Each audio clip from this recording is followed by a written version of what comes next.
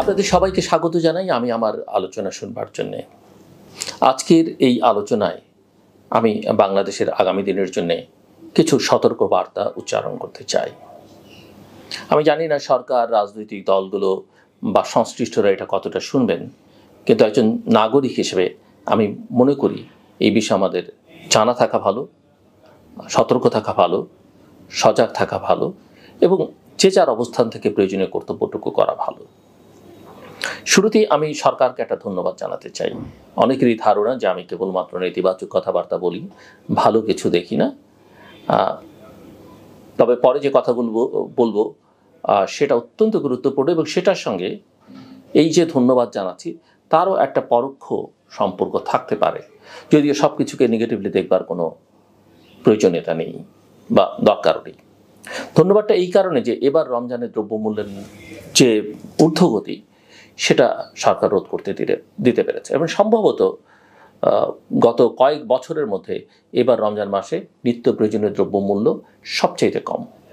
রোজার আগে এটা নিয়ে আতঙ্কে ছিলাম আমি নিজেও এটা নিয়ে কথা বলেছি। মানুষের মধ্যে নানা অস্বস্তি ছিল, মানুষ অতিষ্ঠ ছিল, কিন্তু রমজানের যে কোনোভাবেই হোক, অনেকে এটাকে মিরাকল বলেন, যে সরকার পুরো জিনিসটাকে অত্যন্ত নিয়ন্ত্রণের মধ্যে নিয়ে এসছে। চাইলে যে পারা যায় এটা তার একটা উদাহরণ। এর সঙ্গে অন্য কিছু সম্পর্ক আছে কিনা, নতুন করে আস্থা অর্জন করবার বিশেষ কোনো চেষ্টা আছে কিনা সেটা অন্য বিষয়, কিন্তু মূল কথা আমরা মানুষ, নাগরিকরা বাজারে গিয়ে খুব একটা কষ্ট পেতে হচ্ছে না। আমি এই জন্যে সরকারকে ধন্যবাদ জানাতে চাই। এবার আসুন আমার সতর্ক বার্তাগুলো কি। আমি যেটা লক্ষ্য করছি বা আমি যেটা বুঝতে পারছি বা আমার নানান সোর্স যেসব ইনফরমেশন আমাকে প্রোভাইড করে বা আমি যেগুলো কালেক্ট করি সেগুলো অ্যানালাইসিস করলে যা দাঁড়াচ্ছে সেটি আমি আপনাদেরকে বলতে চাই। আমি মনে করি একজন সাংবাদিক হিসেবে সেটাই আমার কাজ। আমি যা বলবো সব হবে এমনটা মনে করবার কোনো কারণ নেই, আবার হবে না সেটা মনে করবারও কোনো কারণ নেই, এবং কোনোটা যে সময়টাতে বলবো সেই সময়টাতে না হলেও পরবর্তীতে যা হবে না, নিকট ভবিষ্যতে বা একটু মধ্যবর্তী ভবিষ্যতে বা দূর ভবিষ্যতে, সেটা বলা যাবে না, কিন্তু বিষয়গুলো প্রণিধানযোগ্য। আমার মোটামুটিভাবে ধারণা হচ্ছে যে সরকারের মধ্যে অনেকগুলো গ্রুপ আছে আমরা জানি, কিন্তু মূল প্রবণতা যেটা এবং সবাইকে বিলিয়ে সবার সিদ্ধান্ত যেটা এক জায়গায় যদি করি আমরা, তাহলে এই সরকার, যদিও তারা বলছে 25শে ডিসেম্বর, 26শে মার্চ, 26শে জুন, এইরকম এক ধরনের খেলাধুলার মধ্যে আছে তারা, কিন্তু আমার ধারণা তারা এই সময়ের মধ্যে নির্বাচন দিতে চাইছে না বা চাইবে না, নাও হতে পারে নির্বাচন। তাদের একটা চেষ্টা থাকবে 3-4 বছর ক্ষমতাটাকে দীর্ঘায়িত করবার। এটা মোটামুটিভাবে আমার কাছে পরিষ্কার। এখন যদি নির্বাচনটা হয়ে যায় 25শে, তাহলে কি আপনি বলবেন আমি ভুল বলেছি? আপনি বলতে পারেন, কিন্তু আমার যুক্তি থাকবে যে নির্বাচনটা যদি 25শে করতে হয় তাহলে রাজনৈতিক দলগুলোর বা নাগরিকদের মধ্যে যারা নির্বাচন চাইছেন তাদের সরকারকে ব্যাপক চাপ প্রয়োগ করতে হবে। একটা আন্দোলন সংগ্রাম ছাড়া নির্বাচন 25শে ডিসেম্বরে হচ্ছে না। দ্বিতীয়ত যেটা আমার ধারণা সেটা হচ্ছে যে সরকারি যে সংবিধান সংশোধন করা নিয়ে অনেক কথাবার্তা হয়েছে, কমিশন হয়েছে, জাতীয় ঐকমত্য কমিশন হচ্ছে, সরকার আসলে সংবিধানের, এখন বলা হচ্ছে গণপরিষদ নির্বাচন আগে, সংসদ নির্বাচন পরে, কিন্তু মূল কথা হচ্ছে গণপরিষদ নির্বাচন করে হোক আর অধ্যাদেশ দিয়ে হোক, সরকার তার মতো করে সংবিধানটা পরিবর্তন করতে চাইবে এবং এই বিষয়ে আমার ধারণা তারা মোটামুটিভাবে একটা স্থির সিদ্ধান্তে পৌঁছেছে বা এই চেষ্টাটা তাদের মধ্যে প্রবল হবে। যদি না হয় সেটাও আসলে জনতার চাপে, রাজনৈতিক দলগুলোর চাপে না হতে পারে, কিন্তু লক্ষণ যেটা, যে সেই চাপ প্রয়োগ করবার মতো কোনো লক্ষণ আমি দেখতে পাচ্ছি না রাজনৈতিক দলগুলো, বিশেষ করে ক্রিয়াশীল বড় রাজনৈতিক দলগুলোর মধ্যে। তাদের মধ্যে নিজেদের মধ্যে ইতিমধ্যে নানা রকমের বিবাদ আছে, কিন্তু প্রধান যে শক্তি রাজনৈতিক দল, বাংলাদেশ জাতীয়তাবাদী দল, যে কোনো কারণেই হোক, তারা খানিকটা দ্বিধাগ্রস্ত। এটা বললে বোধহয় খুব অত্যুক্তি হবে না যে 15 বছরের শেখ হাসিনার আমলের নিপীড়ন নিষ্পেষণের ফলে তাদের মধ্যে যে ভয় ঢুকে গেছে মনের মধ্যে, সেই ভয় থেকে, সেই ট্রমা থেকে তারা বেরোতে পারছে না। কাজেই সেই ভয়টা তাদের মধ্যে সবসময় ওই যে গুটিসুটি মেরে থাকা বা চুপসে থাকা, সেখান থেকে বিএনপি আর বেরোতে পারছে না। যদিও তাদের ব্যাপক জনসমর্থন রয়েছে, সংগঠন হিসেবে একটা বড় সংগঠন, অভিজ্ঞ নেতারা আছে, অনেক তরুণ শক্তি তাদের আছে, কিন্তু সেই ভয়ের একটা খোলস যার মধ্যে তারা আটকে ছিল, সেখান থেকে তারা বেরোতে পারছে না। সাম্প্রতিককালে সোশ্যাল মিডিয়াতে আপনারা লক্ষ্য করবেন যে একটা খবর, বিএনপি তার 3 জন মহাসচিব এখন নিয়োগ করবে। বর্তমান মহাসচিবকে সরিয়ে, বা এর জন্য আমি যতদূর বুঝিতে যাতে গঠনতন্ত্রে পরিবর্তন আনতে হবে। যদিও বিশ্বে এরকম নজির আছে, কংগ্রেসও একসময়, ভারতীয় কংগ্রেসের একসময় 4 জন সাধারণ সম্পাদক ছিল, বিএনপি এটা করবেন।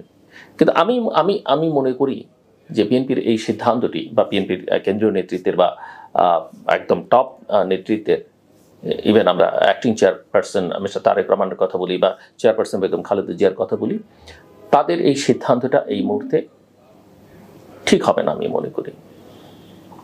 এটা তারা করতে পারেন যখন দলের কাউন্সিল হবে, সম্মেলন হবে, তার মধ্য দিয়ে তারা এই সিদ্ধান্তটা নিলে ভালো করবেন। এটা হচ্ছে এক কথা। তারা যে গণতন্ত্রের চর্চা করতে চান, গণতান্ত্রিক প্রক্রিয়া থাকতে চান, সেটা জনগণকে বোঝাবার জন্য যখন অনেক ধরনের রিফর্মসের কথা হচ্ছে, সেই সময় করলে ভালো হবেন।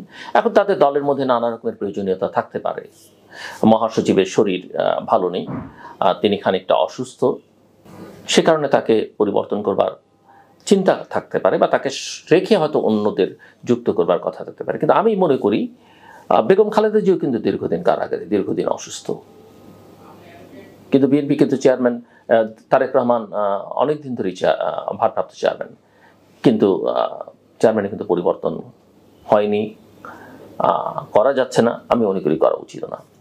বিএনপির জন্যে, বিএনপির অনেক নেতৃত্ব আছেন স্ট্যান্ডিং কমিটিতে যারা দীর্ঘদিন ধরে ইনঅ্যাক্টিভ। আমি মনে করি সেই ইনঅ্যাক্টিভ যারা একেবারেই কাজ করতে পারছেন না, শারীরিকভাবে অসুস্থ, তাদেরকে বাদ দিয়ে বিএনপি তার প্রেসিডেন্টকে পুনর্গঠন করতে পারে।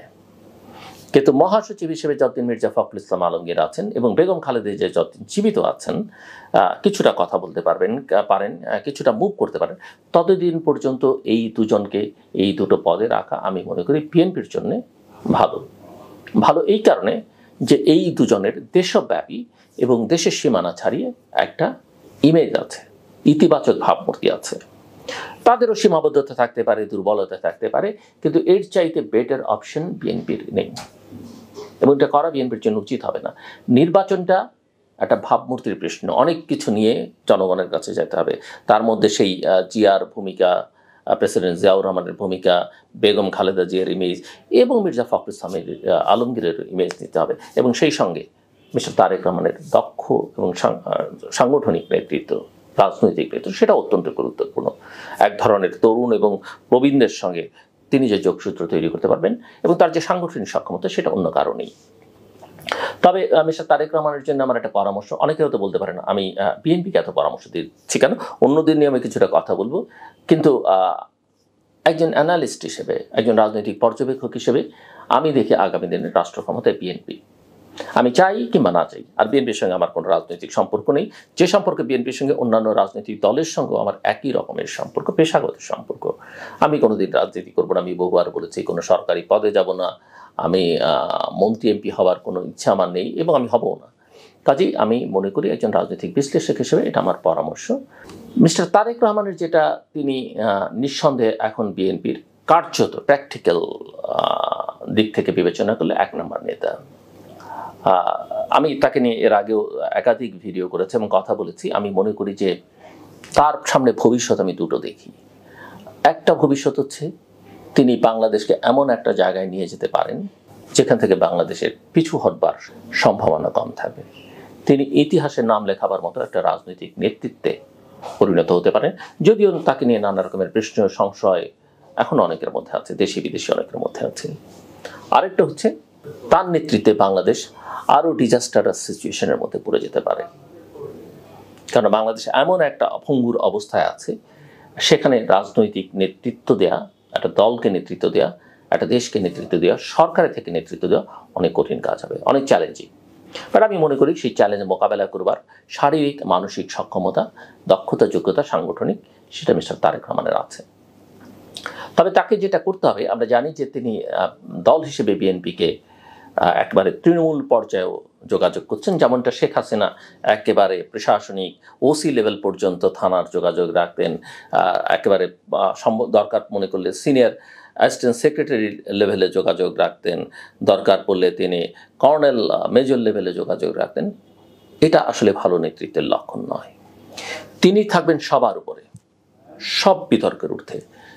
বিভিন্ন র্যাঙ্ক অ্যান্ড ফাইলে তাকে নিয়ে যেন কোনো আলোচনা সমালোচনা না হয়, এমন একটা নেতৃত্বের জায়গা থেকে দলটাকে মিস্টার রহমানকে পরিচালনা করতে হবে। এবং তার জন্য তার একটা ভালো প্রেসিডিয়াম দরকার। তার সেন্ট্রাল কমিটিটা আমি মনে করি পাল্লার একটু ছোট করে ফেলা বা অন্য কোনো নামে অন্য কোনো স্ট্রাকচার দাঁড় করানো, এদের নিয়ে 10, 15, 20 জনের একটা টিম থাকতে হবে তার, এবং যারা বেসিক্যালি সৎ, দক্ষ, যোগ্য, শিক্ষিত, পৃথিবীর খোঁজখবর রাখেন, ওয়েল কানেক্টেড, যাদের খুব ভালো নেটওয়ার্ক আছে এবং যাদের এক ধরনের কমান্ডিং ভয়েস থাকবে, অ্যাপ্রোচ থাকবে, এরকম লোকজন তার লাগবে এবং তাদেরকে দিয়ে তিনি আসলে কাজ করাবেন। এই যে দলের মধ্যে যারা সাংগঠনিক নেতৃত্বে থাকবেন, সাংগঠনিক সম্পাদক, মহাসচিব, প্রেসিডেন্ট মেম্বার, ভাইস চেয়ারম্যান, তাদেরকে তিনি সারা দেশের জন্য ব্যবহার করবেন। কিন্তু সব লেভেলে আমি মনে করি জেলা পর্যায়ে, উপজেলা পর্যায়ে, ইউনিয়ন পর্যায়ে তিনি যদি মনোযোগ দেন, তাহলে বাংলাদেশের যে চাহিদা, বাংলাদেশের যে প্রয়োজন বিশ্ব পরিসরে, আমি তো মনে করি বাংলাদেশকে এশিয়ায় একটা সিগনিফিক্যান্ট প্লেয়ার হিসেবে অত্যন্ত গুরুত্বপূর্ণ একটা ভূমিকায় এশিয়ার মধ্যেই বাংলাদেশকে আমরা নিয়ে যেতে পারি আগামী কয়েক বছরের মধ্যে। সাউথ এশিয়া তো বটেই, কিন্তু তার জন্যে যে নেতা দরকার, সেই নেতাকে আসলে অনেক বেশি বহির্মুখী, অনেক বেশি বড় পরিসরে চিন্তা করবে। ছোট ছোট বিষয় নিয়ে চিন্তা করলে তাকে হবে না। সো মিস্টার রহমানের জন্য আমার এটা পরামর্শ। এবং বিএনপির পলিটিক্সটাকে একটা মধ্যপন্থার রাজনীতিতে নিয়ে যেতে হবে, না সেন্টার লেফট, না সেন্টার রাইট, না এক্সট্রিম রাইট, না এক্সট্রিম লেফট, একেবারে মিডল গ্রাউন্ডের পলিটিক্সটা থেকে করতে হবে। আমার ধারণা যে বিএনপি সেটাই করতে চাইছে। বাংলাদেশের স্বার্থ সবার আগে দেখবে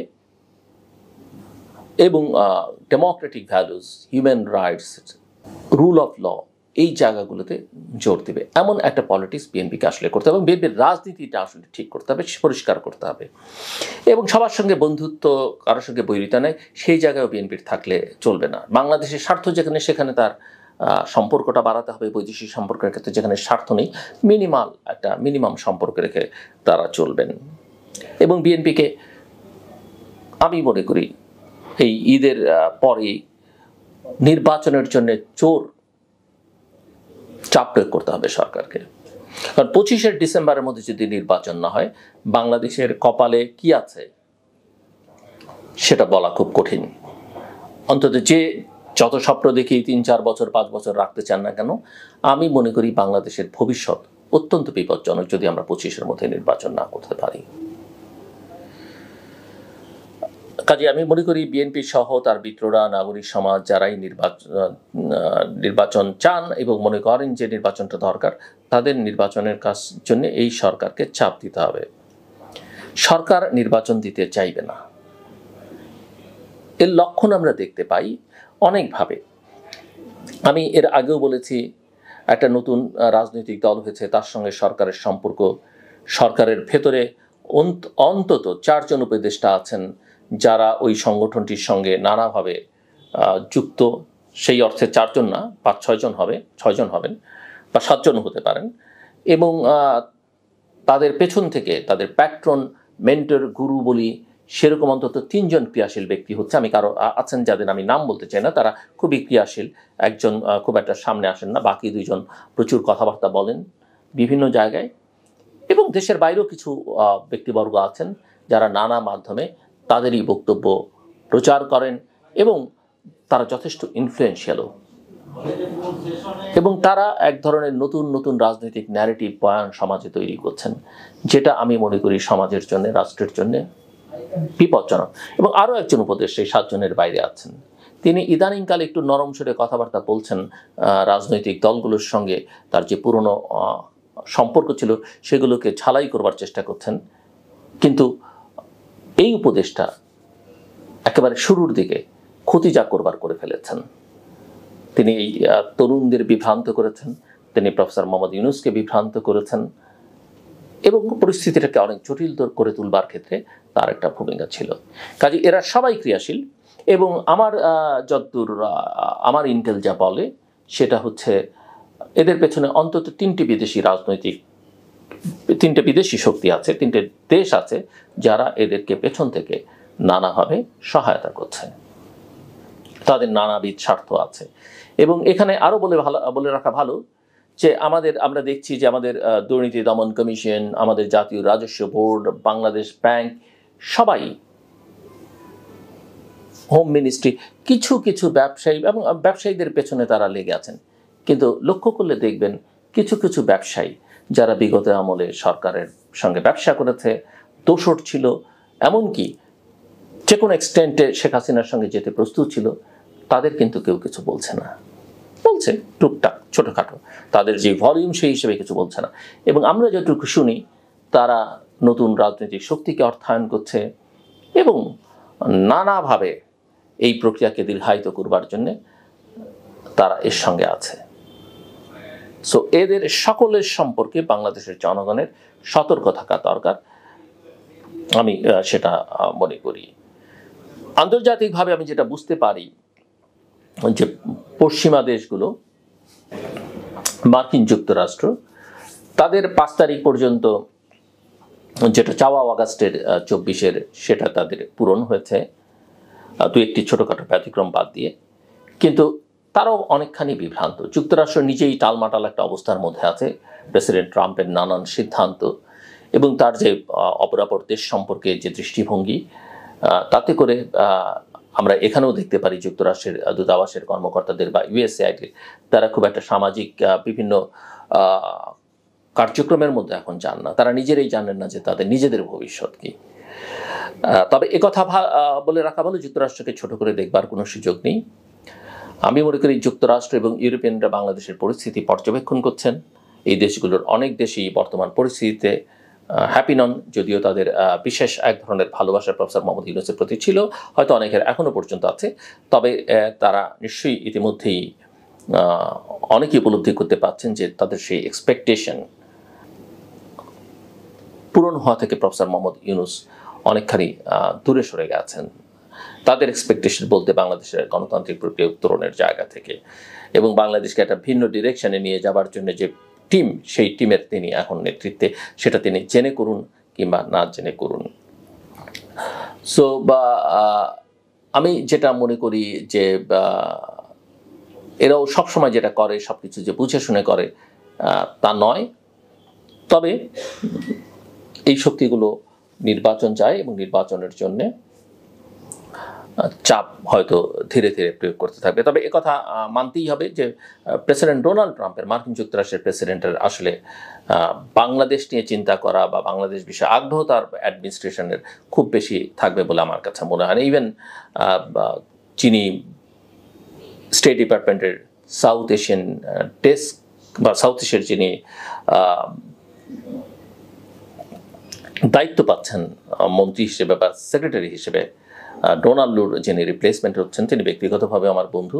আমি বিশ্বাস করি বা আমি জানি বা বুঝি থাকে যতটুকু, তিনিও বাংলাদেশের ব্যাপারে খুব একটা আগ্রহী হবেন না। তিনি যা করবেন সেটা বেসিক্যালি ইন্ডিয়ান ইন্টারেস্ট দেখবেন, কারণ তিনি not only Indian origin, American, ইন্ডিয়ার সঙ্গে তার যোগাযোগ সম্পর্ক অনেক নিবিড়।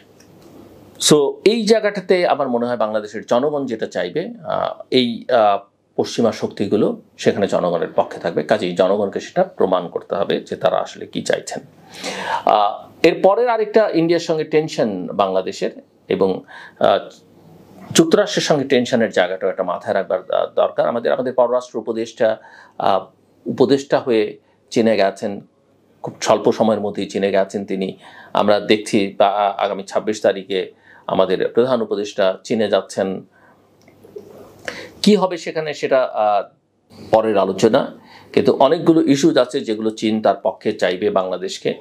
সেখানে সিকিউরিটির ইস্যুজ আছে, সেখানে তিস্তার ইস্যুজ আছে, অন্যান্য আরও অনেক ইন্টারেস্ট আছে এবং যেগুলো ন্যাচারালি যুক্তরাষ্ট্র এবং ভারতকে খুশি করবে না। এবং এটা মোটামুটিভাবে পরিষ্কার যে, এবং এটা আমাদের দেখতে হবে সামনে একটা আন্তর্জাতিক সম্মেলনে সাইডলাইনও ভারতীয় প্রধানমন্ত্রী এবং বাংলাদেশের প্রধান উপদেষ্টার মধ্যে বৈঠক হয় কিনা সেটা দেখবার জন্য আমাদের অপেক্ষা করতে হবে। কাজে এই সম্পর্কের টানাপোড়েনগুলো আছে এবং অনেকে হয়তো এই আলোচনা করতে গেলে মনে করেন যে ইন্ডিয়ার সঙ্গে কেউ কি সখ্যতা বাড়াবার কথা বলছেন কিনা। সখ্যতা বাড়ানো বা বৈরিতার প্রশ্নে ইন্ডিয়াকে আপনি ইগনোর করতে পারবেন না। অনেকে দেখে আমি বিএনপি মহাসচিবকে বা বিএনপিকে গালাগালি করে যে তারা বোধহয় ইন্ডিয়ার সঙ্গে মিশে গেছে। না, বিএনপি তো তিস্তানীয় প্রোগ্রাম করলো কিছুদিন আগে আমি দেখি। কিন্তু রাষ্ট্র চালানো আর এই ব্যক্তিগতভাবে আমার মতো কথা বলা, লেখা, এটা হচ্ছে অনেকটা ওই যে খেলার মাঠে ক্রিকেটার বা ফুটবলাররা খেলে আর কমেন্টেটররা এই খেলোয়াড় ওই ভুল করলো, ওই খেলোয়াড় এই ভুল করলো। বাস্তবে আসলে খেলার মাঠে যে খেলে সেই জানে কোন পরিস্থিতি, তার তখনকার ফিজিক্যাল কন্ডিশন, তার তখন মাঠের পরিস্থিতি, তার মেন্টাল কন্ডিশন অনেক কিছুর উপরে ডিপেন্ড করে। একইভাবে যখন লেখালেখি কেউ করে, একটা বই যখন লেখেন, বইয়ের লেখক আর বইয়ের রিভিউয়ারের মধ্যে কিন্তু একটা বড় পার্থক্য আছে, সেটা আমরা অনেক সময় ভুলে যাই। তো এই জায়গায় আমি যেটা মনে করি যে যারা রাষ্ট্র চালায় বা যারা বড় বড় রাজনৈতিক দল, তাদের বিবেচনা, তাদের স্টেক অনেক বেশি। এটা আমাদের মতো, হ্যাঁ অবশ্যই আমরা আমাদের কথাগুলো বলবো, সেগুলো তারা শুনবেন, তারা বিবেচনা করবেন, কিন্তু তারা জানেন আসলে তাদের কী করতে হবে। তারা যে ভুল করেন না তা না, তারা যে অন্যায় করেন না তা না, সেটা করেন, কিন্তু অনেক ক্ষেত্রে আমরা সেটা বিবেচনার মধ্যে রাখি না। সো আমি যেটা মনে করি যে খেলার মাঠে খেলা আর মতামত দেওয়ার মধ্যে অনেক পার্থক্য আছে। আওয়ামী লীগ কি করবে সেটা নিয়ে অনেক আলোচনা হচ্ছে। অনেকে বলছেন যে তাদের বিচার টিচার করা ছাড়া নির্বাচনের দাবি যে করবে তারা তাদের দোসর এবং নির্বাচন হবে না। কিন্তু বাস্তবতা হচ্ছে যে আওয়ামী লীগকে বাদ দিয়ে নির্বাচন করলে আন্তর্জাতিকভাবে সেই নির্বাচন, এমনকি জাতিসংঘের কাছে সেই নির্বাচন গ্রহণযোগ্য হবে না। এটা ইতিমধ্যেই সবাই আভাস দিয়েছে। এখন আওয়ামী লীগে পারবে নির্বাচন করতে? আমার কাছে মনে হয় না আওয়ামী লীগের সেই শক্তি আছে, মরাল স্ট্রেংথ আছে 10, 15, 20 বছর। কিন্তু এই সরকার যদি যে পথে চলছে এই পথে হাঁটতে থাকে বা ভবিষ্যতে ক্ষমতায় এসে বিএনপি যদি বড় রকমের ভুল করতে থাকে, আওয়ামী লীগের সম্ভাবনাটা বাড়তে থাকবে। কিন্তু আমি যেটা মনে করি যে আওয়ামী লীগের যে রাজনীতি সেটা থাকবে, এটা ভুললে আমাদের চলবে না। আওয়ামী লীগ বাংলাদেশের সবচেয়ে পুরনো একটা রাজনৈতিক দল, এটা আমাদের ভুললে চলবে না। বাংলাদেশের মুক্তিযুদ্ধের সময়কার নেতৃত্বে, ভালো লাগুক আমাদের না লাগুক, তারাই নেতৃত্বে ছিল। বাংলাদেশের অনেক গণতান্ত্রিক সংগ্রামেও তারা নেতৃত্বে ছিল বা অন্যদের সঙ্গে ছিল। আওয়ামী লীগের যে রাজনীতি সেই রাজনীতিটা থাকবে বাংলাদেশে, এবং যে কারণে আওয়ামী লীগও থাকবে। এখন আওয়ামী লীগের রাজনীতিতে ফেরত আসার উপায় কি? একটাই উপায়, আগামী 1-2টা ইলেকশনে তারা আসবেন এরকমটি মনে করবার কোনো কারণ নেই। তাদের লম্বা সময় পাড়ি দিতে হবে। এর আগে যেমন তাদের 21 বছর অপেক্ষা করতে হয়েছিল, আমরা অনেক সময় তাদের গত 15 বছরের কার্যক্রম দেখে অনেকেই বলেছে, আওয়ামী লীগ নেতাদেরও বলেছে যে এরপরে হয়তো 42 বছর লাগবে। আমি সেই ভবিষ্যৎমূলক এক ধরনের রেটরিক সেই আলোচনায় যাচ্ছি না, কিন্তু আওয়ামী লীগের ইলেকশনে ক্যান্ডিডেট দেওয়াও খুব কঠিন হবে, ভালো ক্যান্ডিডেট খুঁজে পাওয়া। তবে আওয়ামী লীগের যে আমার পরামর্শ, যে আওয়ামী লীগ যে অন্যায় করেছে সরকারের থেকে, আওয়ামী লীগ বলতে আমি সব আওয়ামী লীগের নেতাকর্মীকে বোঝাচ্ছি না, তাদেরকে তাদের অনুতাপ অনুশোচনা সেটা জনগণকে জানাতে হবে, ক্ষমা প্রার্থনা করতে হবে। যারা রাজনীতিতে আসবেন নিজেরা দোষ করেননি, তারাও তাদের কলিগদের জন্য সেই ক্ষমাটা আনুষ্ঠানিকভাবে বাংলাদেশের জনগণের কাছে চাইতে হবে। যারা অপরাধ করেছেন সুনির্দিষ্ট, তাদের বিচার হতে হবে। এবং আওয়ামী লীগের এক ধরনের পিউরিফিকেশন দরকার, সেটা করে, কারণ আওয়ামী লীগ স্বাধীনতা যুদ্ধে নেতৃত্ব দিয়েও ক্ষমতায় গিয়ে অনেক ভুল করেছে। একদলীয় শাসন ব্যবস্থা চালু করেছিল, 4টে সংবাদপত্র রেখে সব বন্ধ করে দিয়েছিল, এবং তারপরের ইতিহাস তো আমাদের জানাই। আর বাকি জুলাই আগস্টে যা হয়েছে বা 15 বছর আমাদের চোখের সামনে। কাজে আওয়ামী লীগকে ওগুলো করে ধীরে ধীরে আসলে রাজনীতিতে ফেরত আসবার চেষ্টা করতে হবে। দুটো জিনিস আওয়ামী লীগের দরকার হবে, সেটা হচ্ছে শেখ হাসিনার এন্ডোর্সমেন্ট দরকার হবে নতুন নেতৃত্বের। শেখ হাসিনা যদি মনে করেন যে তিনি খুব দ্রুত ব্যাক করবেন, বা কেউ যদি এই আশায় থাকেন, তিনি বা তার পরিবারের জন্য বাংলাদেশের রাজনীতি আমি কোনো সম্ভাবনা দেখি না রাজনীতি, এবং এটা অত্যন্ত দুরূহ ব্যাপার হবে। তবে যে কোনো কিছুই ঘটতে পারে, সেটা ঘটতেই পারে, সৃষ্টিকর্তা চাইলে ঘটতে পারে, পরিস্থিতি যে কোনো কারণে বদলে গেলে ঘটতে পারে, কিন্তু স্বাভাবিক প্রক্রিয়ায় এটার আমি কোনো সম্ভাবনা দেখি না। আরেকটা জিনিস লাগবে, সেটা আমরা পছন্দ করি বা না করি, সেটা হচ্ছে আওয়ামী লীগের সঙ্গে যেহেতু ভারতের একটা ঐতিহাসিক দীর্ঘকালের সম্পর্ক, নতুন নেতৃত্বের যারা সামনে আসবেন ইন্ডিয়ান এক ধরনের ব্লেসিংস তাদের লাগবে। ইট ডাজন্ট মিন যে ভবিষ্যতে বাংলাদেশের রাষ্ট্র ক্ষমতায় বিএনপি, জামাত, অন্য রাজনৈতিক দল আসলে তাদের সঙ্গে ভারতের সম্পর্ক থাকবে না। ভারতের সম্পর্ক থাকবে, কিন্তু এটা আমাদের মানতে হবে ঐতিহাসিকভাবে এখান থেকে ভারতও বেরোতে পারবে না, আওয়ামী লীগও বেরোতে পারবে না। তাদের এক ধরনের সক্ষতা আছে এবং ইন্ডিয়ান ব্লেসিংসটা তা লাগবে। হয়তো 20, 50, 100 বছর পরে এই সম্পর্কটা তাদের নাও থাকতে পারে, কিন্তু আজকে দিন পর্যন্ত দাঁড়িয়ে এটা। এই যে আওয়ামী লীগের ক্ষমা চাইবার প্রশ্ন বললাম না আমি, জামাতের প্রসঙ্গ আমার একই কথা। অনেকে মনে করছেন জামাত বোধহয় ক্ষমতায় চলে যাবে, আমি আগামী কয়েক বছরের মধ্যে সেই সম্ভাবনা দেখি না। অনেকে মনে করছেন জামাত বোধহয় বিরোধী দলে চলে আসবে, সেটাও আমার কাছে এত দ্রুত মনে হয় না। তবে এই কথা ঠিক, জামাত অত্যন্ত সংগঠিত রাজনৈতিক দল, তার একটা রাজনীতি আছে এবং ইতিমধ্যেই আমরা লক্ষ্য করছি দেশের প্রশাসনে, নিরাপত্তা বাহিনীতে হলেও কিছু কিছু আইন শৃঙ্খলা রক্ষাকারী বাহিনীতে তাদের ফুটপ্রিন্টস বেশ স্ট্রং, এবং সোসাইটিতে, বিজনেস কমিউনিটিতে, এবং সেটা তারা শক্তিশালী করবার চেষ্টা করছে। সো জামাত এরই রাজনীতি থাকবে এবং এটা আওয়ামী লীগ বন্ধ করতে চেয়েছে, তাদের নেতাদের ফাঁসি দিয়েছে, এগুলো দিয়ে রাজনীতি আসলে বন্ধ করা যায় না, এই রাজনীতিটা থাকবে। কিন্তু জামাতের নেতাকর্মী সমর্থকদের এটা মাথায় রাখতে হবে, জামাতের রাজনীতিতে ভুল করবার ইতিহাস কিন্তু অনেক, জীবনের বহু পর্যায়ে তারা ভুল করেছে। যেমন ধরেন, আমরা তো জামাতকে পাকিস্তানি ঘোষণা বলি, এই পাকিস্তান প্রতিষ্ঠার জন্য যে আন্দোলন, সেই আন্দোলনে কিন্তু জামাত ছিল না, ছিল কে? শেখ মুজিবুর রহমান। অত বড় মাপের ছিল না তখন, কিন্তু শেখ মুজিবুর রহমান ছিলেন, যিনি পরে পাকিস্তানের বিরোধিতা করে আবার দেশ স্বাধীন করবার সংগ্রামে নেতৃত্ব দিয়েছেন। কিন্তু জামাত কিন্তু পাকিস্তান আন্দোলনে ছিল না। আমাদের ইতিহাসে আমরা 80-র দশকে যদি দেখি, এরশাদের সেই অবৈধ নির্বাচনে আওয়ামী লীগের সঙ্গে কিন্তু জামাত গেছে, বিএনপি বা বামপন্থী দলগুলো যায়নি। সো জামাত জীবনে এরকম, আমি চাইলে ভবিষ্যতে একটা এপিসোড হয়তো করতে পারি যে তাদের আসলে ভুলগুলো কি।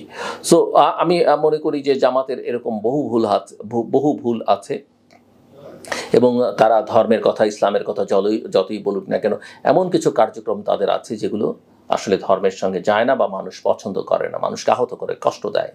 আমাদের অনেক ভালো ভালো নেতৃত্ব আছে এবং তারা কথাবার্তায় অত্যন্ত সজ্জন, সুজন, আমার সঙ্গে অনেকের সম্পর্ক আছে। কিন্তু আমি বলবো যে জামাতের জন্য বাংলাদেশের জনগণের মনে ঢোকা, আস্থা অর্জন করা অনেক কঠিন। এবং জামাতকে তার 71-এর ভূমিকার জন্য যতক্ষণ জামাত আওয়ামী লীগের মতো ক্ষমা না চাইবে, আওয়ামী লীগও যেটা চায়নি, ততক্ষণ পর্যন্ত আসলে তাদের ওই কালিমা মোচন করা অনেক কঠিন হয়ে যাবে।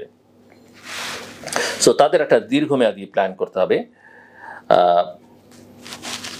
এখন আমি যেটা বলছিলাম যে আরেকটা সতর্কবার্তা আমি আপনাদের সামনে আলোচনা আনতে চাই এই আলোচনায়, সেটা হচ্ছে যে আমার ধারণা যে ঈদের পরে বাংলাদেশের রাজনৈতিক পরিস্থিতি অত্যন্ত অস্থির হয়ে উঠবে। এখানে এক ধরনের জঙ্গি তৎপরতা গত কিছুদিন ধরে আমরা এই আলোচনা শুনছি এবং লক্ষণও দেখা যাচ্ছে, এটা পাঠবার একটা আশঙ্কা আছে, যেহেতু এখানে অনেক প্লেয়ার জড়িয়ে গেছে।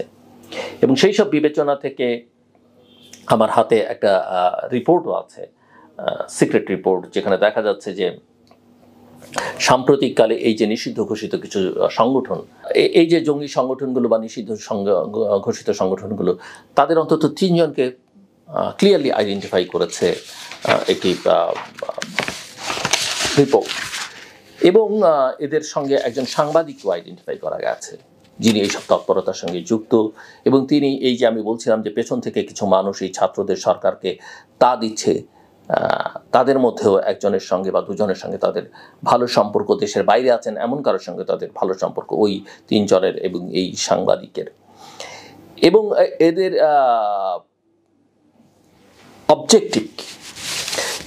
অবজেক্টিভের কয়েকটা থিওরি ওই অ্যানালিস্টরা দাঁড় করিয়েছেন। প্রথম যেটা আমি খুবই সংক্ষেপে, এটা অনেক বড় রিপোর্ট, যে তারা এক ধরনের ক্যাওস তৈরি করবে ঈদের পরে, অ্যানার্কি তৈরি করবে, যাতে ইলেকশনটাকে ডিলে করা যায়, এবং একটা কাভার্ড রেগুলেশনের চেষ্টা তারা করবে। আরেক ধরনের ঘটনা ঘটতে পারে, সেটা হচ্ছে যে তারা এই টুলসগুলোকে শুধুমাত্র ইলেকশনকে ডিলে করবার জন্য ব্যবহার করবে। এবং তৃতীয় যেটা, সেটা হচ্ছে যে তাদের মূল লক্ষ্য যেটা, সেটা হচ্ছে যে তারা আসলে বিএনপিকে অত্যন্ত দুর্বল করবার চেষ্টা করবে যে কোনোভাবে, এবং বিএনপির মনোবল ভেঙে দেওয়া থেকে শুরু করে নানাভাবে তাকে দুর্বল করার চেষ্টা করা, এবং ইসলামিস্ট ইনফ্লুয়েন্সকে বাড়ানো আগামী দিনের রাজনীতিতে, এমনকি পার্লামেন্টও সেটার চেষ্টা তারা করবে। সো ফিউচার যেসব পসিবল থ্রেট লক্ষ্য করা যাচ্ছে সেগুলো হচ্ছে যে তারা ওই অতীতের মতো লোকাল কোর্টসগুলোতে হামলা চালাতে পারে, তারা গভর্নমেন্টের বিভিন্ন ইনস্টলেশনে হামলা চালাতে পারে, তারা নানা ধরনের অ্যান্টাই ওমেন অ্যাক্টিভিটিস, যেটা আমরা কিছু কিছু লক্ষণ ইতিমধ্যে দেখছি, সেই ধরনের ক্যাওয়াস তারা তৈরি করতে পারে। তারা রিলিজিয়াস, সেক্সুয়াল এবং ইথনিক মাইনরিটিজের উপরে অ্যাটাক চালাতে পারে এবং কিছু টার্গেটেড কিলিংস তারা চালাতে পারে। এবং এগুলো, এই ম্যাথোডোলজি ওই রিপোর্টের একটা বেসিক্যালি এসেছে based on social media network analysis এবং রিপোর্টস ফ্রম ডিফারেন্ট সোর্সেস। এবং এই রিপোর্টটিতে অন্তত আমি দেখতে পাচ্ছি যে অন্তত 14 জন ব্যক্তিকে আইডেন্টিফাই করা হয়েছে, যাদের নাম, ডিটেলস, অ্যাক্টিভিটিস, ফটো সবই কিন্তু আছে। সো এই থ্রেটটা আমার মনে হয় সরকার এবং সরকারের সঙ্গে সংশ্লিষ্ট আইন শৃঙ্খলা রক্ষাকারী বাহিনী, গোয়েন্দা সংস্থাগুলো এই বিষয়ে আমার ধারণা তাদের তৎপর থাকা উচিত, এবং তারা হয়তো তৎপর আছেন, কিন্তু এটা তারা মাথায় রাখবেন আমার ধারণা। এবং অনলি সলিউশন সেটা হচ্ছে, শেষ কথা আমি আলোচনাটা শেষ করতে চাই, ইলেকশন। একমাত্র ইলেকশন হলেই, কারণ এই সরকার হয়তো 2-3 বছর সময় সবাই দিত, কিন্তু যেহেতু তারা ওই অর্থে ডেলিভার করতে পারছে না, এফিসিয়েন্সির অভাবটা স্পষ্ট, তারা ফাংশন করছেন না, ভিজিবল না। ইলেকশন ছাড়া আসলে এখানে বিনিয়োগ হবে না, দেশি বিদেশি, এখানে মানুষ আস্থা পাবে না, প্রশাসন কাজ করছে না, করবে না, পুলিশ কাজ করছে না, করবে না। কাজে ইলেকশন করার জন্য যতটুকু সংস্কার দরকার ততটুকু সংস্কার করে যত দ্রুত সম্ভব নির্বাচনের মধ্যে চলে যাওয়া ভালো, এবং তারপরে বাকি সংস্কারগুলো যারা নির্বাচিত হয়ে আসবেন তারা করবেন। এখন মিস্টার তারেক রহমান বাংলাদেশের প্রধানমন্ত্রী হয়ে, বা বিএনপি ক্ষমতায় গিয়ে, বা ধরুন জামাত, গণসংহতি, গণ অধিকার পরিষদ, যে কেউ ক্ষমতায় গেল, রাষ্ট্র ক্ষমতা, আমি বললাম, কারণ আবার সবাই মনে করছেন যে আমি কেবল বিএনপি কেন বলছি, বা আওয়ামী লীগ ক্ষমতায় গিয়ে কি করবে? বাংলাদেশ যেখানে দাঁড়িয়েছে, এবং শেখ হাসিনার 15 বছর থেকে যে লেসেন্স, এবং জুলাই আগস্টের অভ্যুত্থানের যে লেসেন্স, সেখান থেকে বাংলাদেশকে আগের মতো কেউ আর যা খুশি তা করতে পারবে না। বাংলাদেশকে সামনের দিকে এগিয়ে নিয়ে যাওয়ার চেষ্টা করতে হবে। এবং আমি আবারও বলি, যেটা বাস্তবতা, সেটা হচ্ছে বিএনপি যদি ক্ষমতায় যায়, এবং এই কাজগুলো তার 31 দফা আছে, অঙ্গীকার আছে, নানা সময় নানা কথা বলেছে তারা তাদের অতীতের ভুল ত্রুটির কথাও নানা সময় বলেছে, তারা যদি পারফর্ম বা ডেলিভার করতে না পারে, তাহলে যেটা হবে তাদের ক্ষমতায় টিকে থাকা কিন্তু কঠিন হবে। মাথায় রাখতে হবে, তখন তার অপোজিশন, একটা সময় গিয়ে আওয়ামী লীগ তার অপোজিশন এবং জামাত তার অপোজিশন, এবং মাঠে আওয়ামী লীগ এবং জামাত যে পরিস্থিতি তৈরি করতে পারবে, বিএনপি তার সারা জীবনে সেটা পারবে না, অতীতও পারেনি, ভবিষ্যতেও পারবে না। ওই সক্ষমতা তার নাই, ওই সাংগঠনিক স্ট্রাকচার, ওই কেমিস্ট্রি তার মধ্যে নাই। কাজেই সেই অপোজিশনকে সামলানো বিএনপির জন্য কঠিন হবে। কাজে বিএনপিকে আসলে ডেলিভার করতে হবে সততার সঙ্গে, নিষ্ঠার সঙ্গে, আন্তরিকতার সঙ্গে, এবং মানুষ যেন বোঝে, হ্যাঁ, এটা সে পারছে না, ভবিষ্যতে করবে, এখানে নানান সমস্যা আছে, দুর্বলতা আছে, বা এটা সে করছে। আপনি 5টা অ্যাটেম্প নেবেন, 2টা করতে পারবেন, 3টা করতে পারবেন, বা 3টা পারবেন, 2টা পারবেন না, মানুষ মেনে নেবে। কিন্তু আপনি যদি ওই করাপশনের মধ্যে ডুবে যান, আপনি যদি ওই পুয়ার গভর্নেন্স হয়, মানুষ কিন্তু অ্যাকসেপ্ট করবে না। আর যে তারুণ্যের যে উত্থান আমরা দেখেছি, এরা কেউ অ্যাকসেপ্ট করবে না। আর সেখানে যদি আওয়ামী লীগের জামাত থাকে অপোজিশনে, কোনো উপায় নেই। কাজে বিএনপিকে আসলে এখন থেকেই সেভাবে গোছাতে হবে। আমি মনে করি তাদের এখন থেকে দরকার, তারা কাদেরকে নমিনেট করবেন। আমরা ইতিমধ্যেই শুনেছি যে জামাত সেই কাজটা ইতিমধ্যেই করে ফেলেছে, কাদেরকে ইলেকশনে আসলে প্রার্থী করবেন তাদের নিয়ে কাজ করা দরকার। একটা ক্যাবিনেট শ্যাডো ইতিমধ্যেই তাদের তৈরি করে ফেলা দরকার, 1-2 অল্টারনেটিভ রেখে। এছাড়া তাদের সামনে আসলে কোনো গত্যন্তর পথ আছে বলে মনে হয় না। সব মিলিয়ে সামনের দিনগুলো অত্যন্ত ঝুঁকিপূর্ণ। আমরা সবাই যেন সজাগ থাকি, সতর্ক থাকি এবং ঐক্যবদ্ধ থাকি। আমার কথা শুনবার জন্য অসংখ্য ধন্যবাদ। আপনাদের সবার জন্য শুভকামনা।